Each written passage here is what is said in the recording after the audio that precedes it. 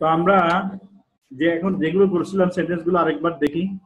এখন দেখব যে আমরা প্রথম সেন্টেন্সে কোনটা ব্যবহার করেছিলাম। ফার্স্ট সেন্টেন্সে হ্যাঁ ডিসপাইট ব্যবহার করছিলাম নাকি কনসিকুয়েন্টলি ব্যবহার করেছিলাম।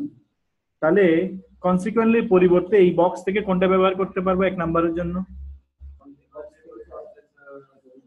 এখানে বলছে which connectors in the box could also be used to link the ideas in 1.2। তার মানে এখানে যেগুলো করেছি সেগুলো বিকল্প হিসেবে আর কি ব্যবহার করতে পারি সেটা আমরা দেখলাম। Good, is a result. এটা নাম্বার 1 এর জন্য আমরা ব্যবহার করতে পারবো। নাম্বার 2 সেন্টেন্সটা সেন্টেন্স নাম্বার 2 তে আমরা কি ব্যবহার করেছিলাম? ইনফ্যাক্টটা কিসের, কোন আইটেমের? হ্যাঁ ক্লিয়ারিফাইং এন আইডিয়া না? তাহলে এখানে আমরা কোনটা ব্যবহার করতে পারবো ইনফ্যাক্টের পরিবর্তে? হ্যাঁ, ইন আদার ওয়ার্ডস। আচ্ছা, 3 নাম্বার সেন্টেন্সে আমরা কি ব্যবহার করেছিলাম? হাউএভার কোন আইটেমে পড়ে? কোন আইটেমে পড়ে?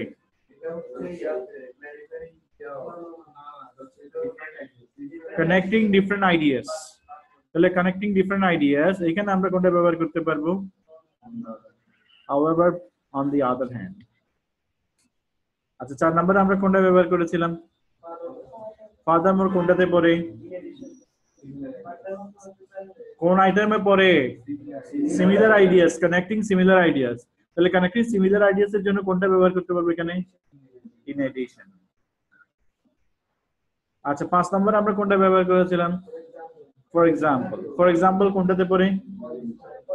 Giving examples. তাহলে কোনটা হবে आंसर? For instance. ইংরেজি বাক্যের নাড়ি নক্ষত্র বিশ্লেষণ করে আইএলটিএস এর বিভিন্ন মডিউলের সহজ সরল ব্যাখ্যার এই ধরনের ভিডিও ক্লাসগুলো যদি মিস করতে না চান তাহলে এখনই সাবস্ক্রাইব করুন।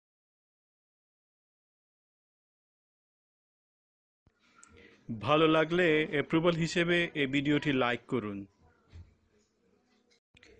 শিক্ষার্থীদেরকে আরও ইফেক্টিভলি শেখার সুযোগ করে দেওয়ার সুবিধার্থে এই ভিডিও ক্লাসগুলোর কোয়ালিটির ব্যাপারে কোনো মতামত বা পরামর্শ থাকলে কমেন্ট বক্সে প্লিজ কমেন্ট করুন।